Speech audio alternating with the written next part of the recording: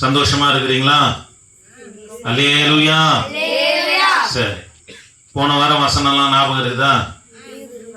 போன வாரம் என்ன வசனம் கேட்டீங்க?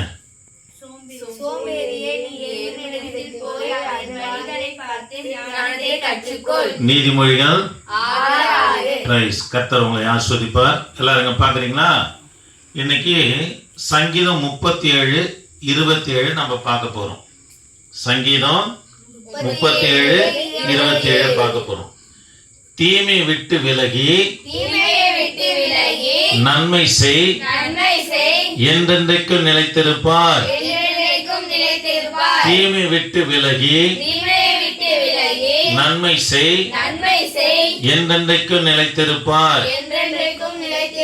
சரி பிள்ளைகளா, நம்முடைய ஆண்டவர் நமக்கு என்ன தெரியுமா சொல்லி கொடுத்திருக்கிறாரு? தீமை செய்தவர்களுக்கும் நன்மை செய்யணும்.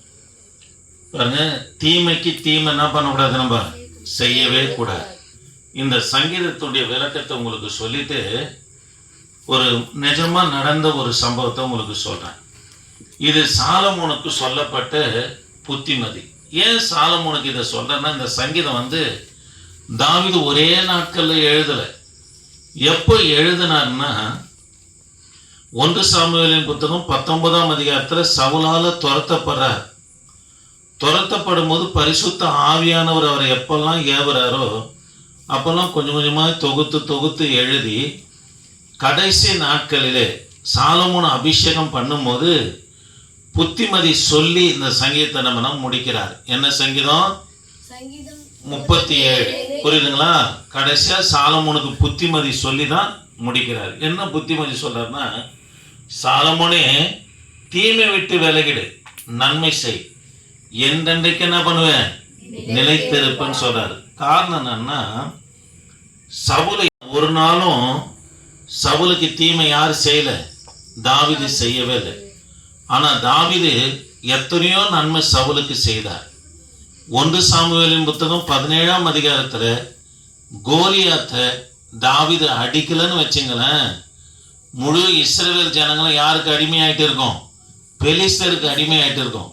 இப்பேற்பட்ட நன்மைலாம் செய்தவர் யாருன்னா தாவீது செய்தார். ஆனா சவுல் குடும்பம் நிலைக்கல, தாவீது குடும்பத்தை நிலைக்கும்படி கர்த்தர் செய்தார். அதனால்தான் சொல்றாரு, சாலமோனே நீ தீமையை விட்டு விலகிடு, நன்மை செய், என்றென்றைக்கு நீ என்ன பண்ணுவ, நிலைத்திருப்பாய் என்று சொல்றார். அதனால நமக்கு தீமை செய்தவர்களுக்கும் தீமை செய்யக்கூடாது. தீமை செய்தவர்களுக்கு என்ன செய்யணும்? நன்மை மட்டும்தான் கர்த்தருடைய பிள்ளைங்க என்ன பண்ண செய்யணும். புரியுதுங்களா? ஒரு நிஜமா நடந்த ஒரு சம்பவத்தை சொல்றேன். இது போல மழை நாட்கள், ஜோனு மழை பெய்யுது. எப்படி பெய்யுது? ஜோனு மழை பெய்யுது. அதாவது இந்திய எல்லையில டென்ட் போட்டு எல்லாரும் என்ன பண்ணாங்கன்னா, மிலிட்ரி ஆபீசர்ஸுங்க, பிற்பாடு இராணுவ வீரர்கள்லாம் என்ன பண்ணாங்கன்னா அந்த டென்ட்டில் மழையில் என்ன பண்ணாங்க இருக்கிறாங்க. எல்லாரும் என்ன பண்ணாங்கன்னா அதான் ரவுண்ட்ஸில் வந்துன்னுக்குறாங்க. அந்த மழையிலேயே ஒருத்தர் விக்டர்னு சொல்லி ஒருத்தர், அந்த கேப்டன் கேட்குறாரு, டேய் விக்டர் எங்கன்னு கேட்குறாரு. விக்டரா அந்த டென்ட்டில் என்ன பண்ணுறாரு, கூடாரத்தில் ஜோம் என்னுக்கிறாருன்றார். இவர் எதுக்காக தெரியுமா ஜோம் என்னுந்தாரு? ஆண்டவரே, எங்கள் சிப்பாயெல்லாம் இந்த நைட்டு ஃபுல்லாக காவல் காக்குறாங்கப்பா, மழையில் வர இருக்கிறாங்க, எதிரி வரக்கூடாது, அவங்களுக்கு எந்த தீங்கும் வரக்கூடாது, எந்த விஷப்பூச்சிகளும் அவங்க கச்சிடக்கூடாதுப்பா, நீங்கள் பார்த்துங்கன்னு சொல்லி கண்ணீரோடு ஜெபம் பண்ணிக்கிறார். ஆனால் கேப்டன் வந்தார் பாரு, வேகமாக அவருக்கு என்ன தெரியுமா எரிச்சல், என்னடாங்க காவல் காத்துன்னுக்குறாங்க, ஆனால் இவன் மட்டும் என்ன பண்ணுறான், ஜெபம் பண்ணிக்கிறான்னு ஓடியாந்து ரைன்ஸோடு கூட என்ன பண்ணா டப்புன்னு எட்டி வச்சார். அவர் எட்டி வச்சானா அவர் கீழே விழுந்து சார் அப்படின்னார். எல்லாரும் என்ன பண்ணுறாங்க, காவல் காத்துனுக்குறாங்க, நீ என்ன பண்ணுற, ஜெபம் பண்ணிக்கிறேன்னு சொல்லிட்டு திட்டிட்டு போயிட்டார். திட்டிட்டு போயிட்டோடனே காலையில் அந்த கேப்டன் ஏந்து பார்க்குறாரு. ரைன் ஷூன்னா மழை நாளில் என்ன இருக்கும், நல்லா சேராக இருக்கும். இவ்வளோ தூரம் அந்த ரைன் ஷூவில் சேர சகதியமாக அவுத்து விட்டுட்டு அவர் கட்டிலில் படுத்துன்னு தூங்கிட்டார். தூங்கிட்ட பிற்பாடு காலையில் ஏந்து பார்க்குறாரு, அந்த ரைன் ஷூ சுத்தமாக இருக்குது. எப்படி இருக்குது? சுத்தமாக இருக்குது. இது அப்போ எழுந்து கேட்குறாரு அந்த கேப்டனு, யார் இந்த ரைன் ஷூவை சுத்தம் பண்ணுது நைட்டு விக்டரை எட்டி வச்சிங்கல்ல, அவன் காலையில் 4 மணிக்கு வந்து உங்களுக்கு முன்னாடி முழங்கால் படிட்டு எங்கள் கேப்டனை பார்த்துங்க ஏசப்பா, எங்கள் கேப்டனை ஆசீர்வதிங்கன்னு சொல்லி ஜெபம் பண்ணிட்டு போனார்.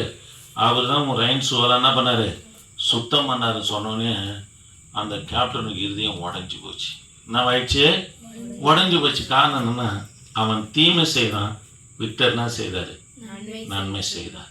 அதுக்கு பிற்பாடு அந்த கேப்டன் எப்பெல்லாம் காலையில் எழுந்துக்கிறாரோ விக்டரை கூப்பிட்டு ஜெபம் பண்ணிங்கன்னா வெளியே போவார். அது மாதிரி கர்த்தர் அந்த விக்டரை உயர்த்தி வைத்தார். அதனால நம்ம எதை விட்டு விலகணும்? தீமையை விட்டு விலகணும், நன்மை செய்யணும். எந்தெண்டுக்கு நீ நிலைத்திருக்கும்படி கர்த்தர் செய்வார். ஆமென். சவுல் குடும்பம் தீமை செய்தது. 1 சாமுவேல் 30ஆம் அதிகாரத்தில் பெலிஸ்தருடைய யுத்தத்தில் சவுல் குடும்பமே இல்லாதபடி கர்த்தர் செஞ்சிட்டார்.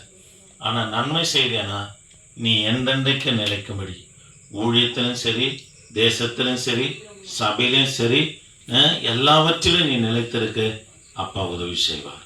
ஜெபம் பண்ணலாமா? தீமை விட்டு விலகி நன்மை செய், எந்தெண்டைக்கு நிலைத்திருப்பார்.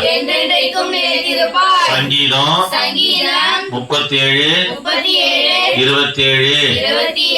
சரி, அடுத்த வாரம் சொல்லுவீங்களா? ஜெபம் பண்ணலாமா? என் தகப்பனே, நாங்கள் உம்மை துதிக்கிறோம். கர்த்தாவே, அந்ததான பிள்ளைகளை தேவன் நீங்க ஆசீர்வதிங்க. இந்த பிள்ளைகள் மேல உமது கல்வாரி ரத்தத்தை வைக்கிறீங்க. நன்மை செய்கிற குணங்கள் இந்த பிள்ளைகளுக்குள்ள வளர என் தகப்ப நீங்க உதவி செய்ய. பிள்ளைகளோடு உமது சமூகம் இருக்கட்டும். பெற்றோர் ரட்சி இயேசு நாமத்தில் ஜெபிக்க நல்ல பிதாவே, ஆமென். Praise the Lord. Hallelujah, hallelujah, hallelujah.